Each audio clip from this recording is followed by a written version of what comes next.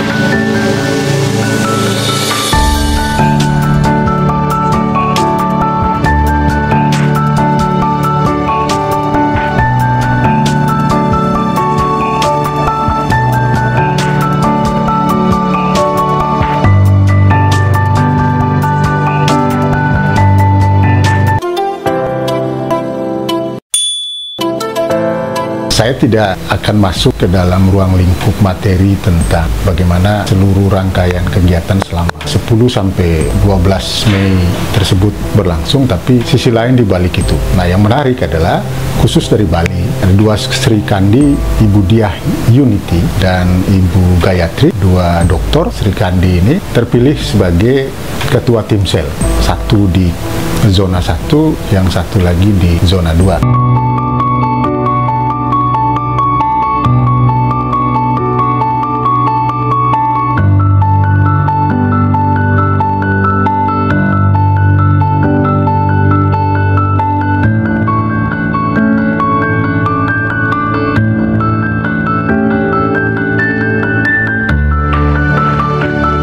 Zona 1 mewilayahi Kabupaten Badung, Tabanan, Jembrane, dan Buleleng. Sementara tim sel zona 2 mewilayahi Kabupaten Gianyar, Bangli, Klungkung, Karangasem, termasuk Kota Denpasar.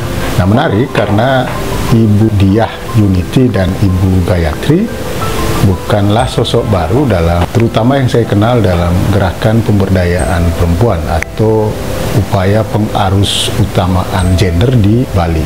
Sejak 15-20 tahun yang lalu, keduanya sudah aktif berkecimpung secara real dalam kegiatan-kegiatan yang beraroma pemberdayaan perempuan. termasuk kepedulian terhadap kasus-kasus yang berkaitan dengan kekerasan terhadap anak. Nah, karena itu munculnya dua sosok ini sebagai pucuk pimpinan yang dipercayakan memikul tanggung jawab sebagai ketua Timsel, tentu menarik.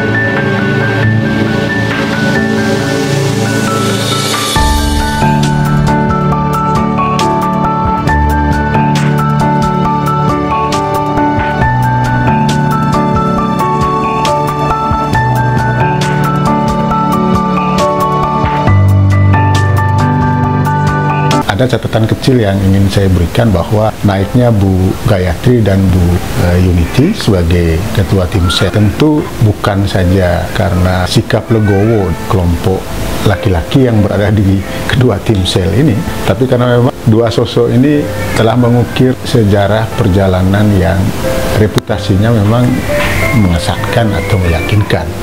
Nah, khusus untuk Bu Gayatri misalnya, yang saya tahu beliau adalah salah satu komisioner di generasi pertama Komisi Pemilihan Umum atau KPU Provinsi Bali saat pertama kali terbentuk.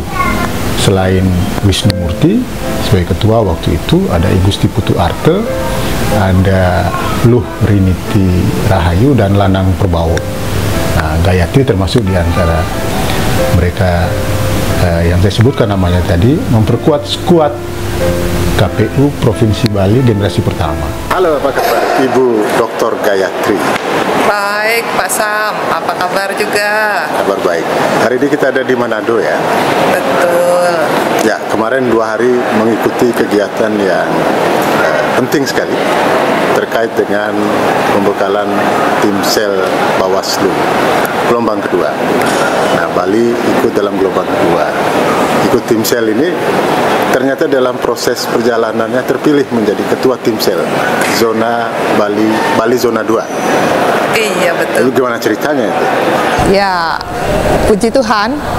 Jadi ternyata dipercaya oleh teman-teman untuk bisa menjadi ketua Timsel zona 2 wilayah timur Provinsi Bali. Dan Bali mungkin satu-satunya utusan ya dari seluruh utusan yang 2 Timsel 2 zonanya ini justru ketuanya 2 Sri Kandi. Ya, harusnya Bali berbangga. Jadi perjuangan Ibu kita Kartini yang kemarin bulan April kita rayakan itu berhasil diemban dengan baik oleh Sri Kandi dari Provinsi Bali. Harapannya apa?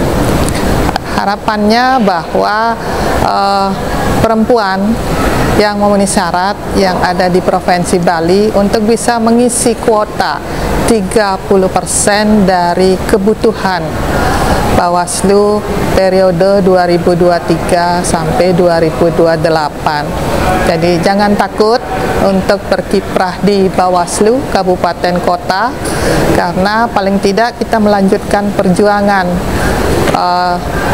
katakanlah kaum Kartini yang ada di Indonesia untuk bisa juga ikut menorehkan sesuatu yang baik bagi bangsa dan negara ini.